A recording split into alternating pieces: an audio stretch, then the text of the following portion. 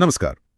आज हम 12 जून 2025 को अहमदाबाद में जो एयर इंडिया फ्लाइट AI-171 का हादसा हुआ, उस पर थोड़ी गहराई से बात करेंगे। हाँ, वो दुखद हादसा। हमारे पास इससे जुड़ी कई रिपोर्ट्स हैं, शुरुआती जांच और इसके असर के बारे में भी। बिल्कुल। तो कोशिश यही रहेगी कि इन सब स्रोतों से जो ज़रूरी बातें हैं, उन्हें समझें। हुआ ये था कि अहमदाबाद से लंदन गैटविक जा रही थी एयर इंडिया की फ्लाइट, एक बोइंग 787-8 ड्रीमलाइनर। इसका रजिस्ट्रेशन था VTANB। हाँ, ड्रीम लाइनर। और टेक ऑफ के कुछ ही सेकंड्स बाद, मतलब मुश्किल से 30 सेकंड हुए होंगे उड़ान भरे हुए, कि विमान ने एकदम से पावर खो दी। और स्टॉल हो गया। हाँ, स्टॉल हुआ और पास में ही एक मेडिकल कॉलेज का हॉस्टल था, उससे टकरा गया।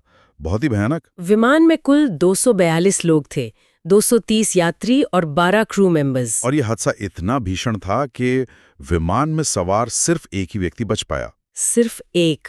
और जमीन पर भी हॉस्टल में काफी नुकसान हुआ। वहां भी करीब 19 लोगों की जान गई और कई घायल हुए। तो कुल मिलाकर देखें तो करीब 260 मौतें।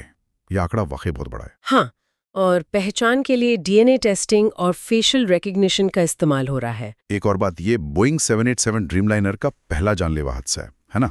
बिल्कुल, पहला फेटल एक्सीडेंट है ये इस एयरक्राफ्ट टाइप का।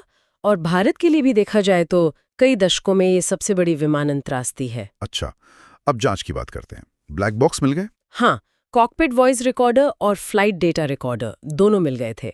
एक 13 जून को और दूसरा 16 जून को। और इनकी जांच कहाँ हो रही है? भारत की जो AAIB है, एयर एक्सीडेंट इन्वेस्टिगेशन ब्यूरो, वो नई दिल्ली में ही इनका विश्लेषण कर रही है। मतलब इन्हें जांच के लिए विदेश नहीं भेजा गया है। ये एक अहम बात है, लेकिन जांच की रफ्तार को लेकर कुछ चिंताएं भी हैं। हाँ, चिंता की बात यह है कि हादसे के लगभग 2 हफ्ते बाद भी कोई मुख्य जांचकर्ता, मतलब इन्वेस्टिगेटर इंचार्ज, औपचारिक रूप से नियुक्त नहीं किया गया था उस समय तक। अच्छा, तो इससे तो जांच पर असर पड़ सकता है। बिल्कुल, किसी भी बड़ी जांच को एक दिशा देने के लिए बहुत जरूरी होता है। और इस देरी से हाँ, जांच प्रक्रिया थोड़ी धीमी पड़ने का अंदेशा तो था ही। और हादसे की वजह शुरुआती जांच में क्या सामने आ रहा है? वो कैप्टन की सीट वाली बात काफी चल रही है। हाँ, वो एक प्रमुख थ्योरी है अभी। शुरुआती रिपोर्ट्स यही इशारा कर रही हैं कि हो सकता है कैप्टन की सीट का जो लॉकिंग मैकेनिज्म होता है वो फेल हो गया हो। तो उससे क्या हुआ होगा? सीट पीछे खिसक गई? हाँ, अगर लॉक फेल हुआ तो सीट अचानक पीछे जा सकती है। और ऐसा होने पर मतलब अनजाने में ही पायलट का हाथ थ्रॉटल लीवर्स पर पीछे की तरफ खींच सकता है। ओह, जिससे इंजन की पावर एकदम कम हो गई होगी। हाँ, दोनों इंजनों की पावर एकदम निष्क्रिय या बहुत कम हो सकती है और विमान अचानक से स्टॉल कर सकता है। ये एक गंभीर संभावना है जिस पर जांचकर्ता ध्यान दे रहे हैं। लेकिन सिर्फ यही एक वजह नहीं देख रहे होंगे? नहीं, बिल्कुल नहीं। अभी किसी नतीजे पर नहीं पहुंचे हैं। वो इंजन में कोई खराबी या कोई पक्षी टकराया हो या फ्लैप्स में कोई दिक्कत हो या फिर मौसम, इन सब पहलुओं पर भी गौर कर रहे हैं। इस बीच एयर इंडिया और बोइंग, इन पर तो जाहिर है काफी दबाव होगा। हाँ, बिल्कुल।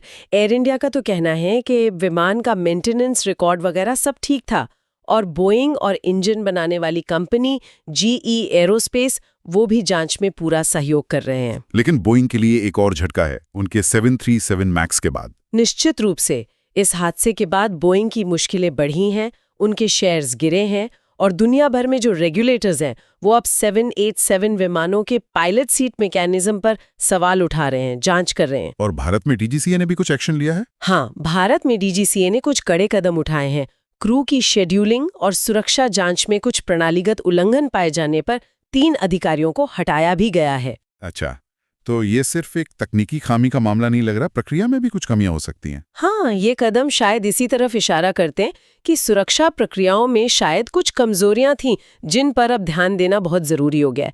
और अब DGCA के लिए ज्यादा संसाधन, सख्त निगरानी और ढांचागत सुधार की मांग भी तेज हो गई है। एयर इंडिया के इतिहास में देखें तो पहले भी बड़े हादसे हुए हैं, पर काफी समय बाद इतना बड़ा हादसा हुआ है। हाँ, 1966 में फ्लाइट 101 था, मॉन्ट ब्लांक वाला। फिर 1978 में फ्लाइट 855 मुंबई के पास समुद्र में, वो भी बड़े हादसे थे। और हाल के सालों में एयर इंडिया एक्सप्रेस के भी 2 हादसे हुए हैं। हाँ, 2010 में मैंगलोर और 2020 में कोझिकोड, दोनों रनवे ओवररन के मामले थे। लेकिन मौतों की संख्या के हिसाब से देखें तो ये AI-171 पिछले करीब 50 सालों में एयर इंडिया समूह के लिए सबसे घातक हादसा है। इस हादसे का असर सिर्फ एयरलाइन या रेगुलेटर पे नहीं, आम यात्रियों पर भी पड़ा होगा। बहुत गहरा असर पड़ा है। पूरे भारत में हवाई यात्रा को लेके एक चिंता का माहौल बना है। बुकिंग्स में भी सुनने में आया है 15-20% तक की गिरावट आई है। लोग डरे हुए होंगे। हाँ, और यात्रा से जुड़े तनाव या डर के लिए लोग थेरेपी या मदद भी ले रहे हैं, ऐसी भी खबरें हैं।